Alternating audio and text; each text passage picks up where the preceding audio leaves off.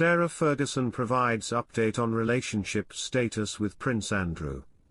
The Duchess of York has provided an update on her relationship with ex-husband Prince Andrew amid growing speculation over the former couple's status. Speaking on a promotional tour for her latest romance novel, Sarah was asked whether she would ever tie the knot with her ex-husband, Britain's least popular royal, according to YouGov polling. But in a cut-and-dry rebuke, Fergie said, "I get asked that all the time. We're happy with the way we are right now, thank you. Welcome to Royal Pancakes. If you are new here, please don't forget to subscribe and click the notifications bell, so you don't miss any news about the British monarchy." While she was quick to shut down the line of questioning of late, the 64-year-old Duchess has been a little less clear in the past. At a prior promotional event for her writings, she was also asked whether a remarriage was on the cards. Ferguson had replied, "He's still my handsome prince. He'll always be my handsome prince. It's lovely that we are such a family, and the story has a happy ending all the time." And she has previously declared, "We're divorced to each other, not from each other. We are co-parents who support each other and believe that family is everything. I'm proud of the job we have done together in bringing up our children and sustaining a strong family unit.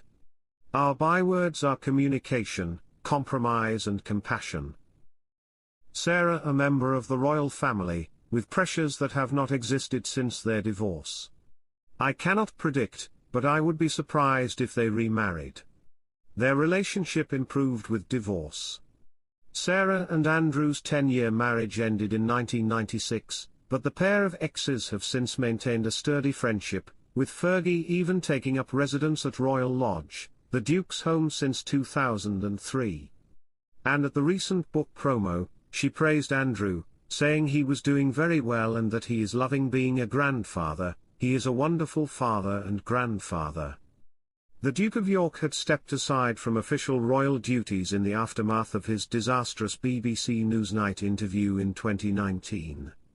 But just days ago, Andrew was mentioned twice in the court circular, the official record of royal engagements, despite his axed working royal status.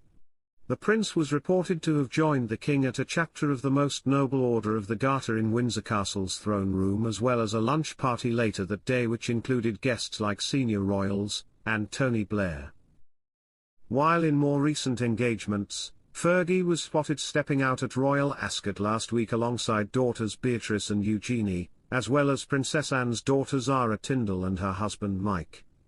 The Duchess of York is refusing to sell out her family amid reports she could encourage Prince Andrew, whom she still lives with, to move out of his home at Royal Lodge.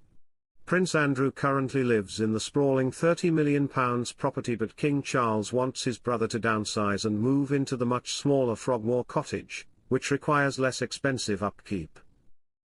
The Duke is determined to stay at his current royal residence, with sources claiming he is willing to maintain the £30 million property at any cost. Prince Andrew receives handouts from his brother to live in and maintain the property, as well as fund his security detail, which began in 2019 after the Home Office stopped assigning police to protect the Duke of York once he stepped down from official duties.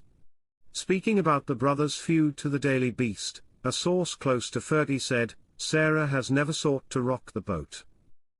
She has said very publicly that she is grateful to have been brought back into the family by the late Queen, and she is of course very grateful that has carried on under Charles. That's a different thing to selling out her family," the friend said. "She is fiercely loyal to Andrew."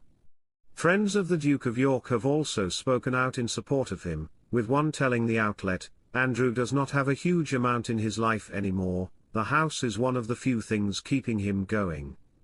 The idea that he is going to throw that away along with his children's inheritance is just absurd.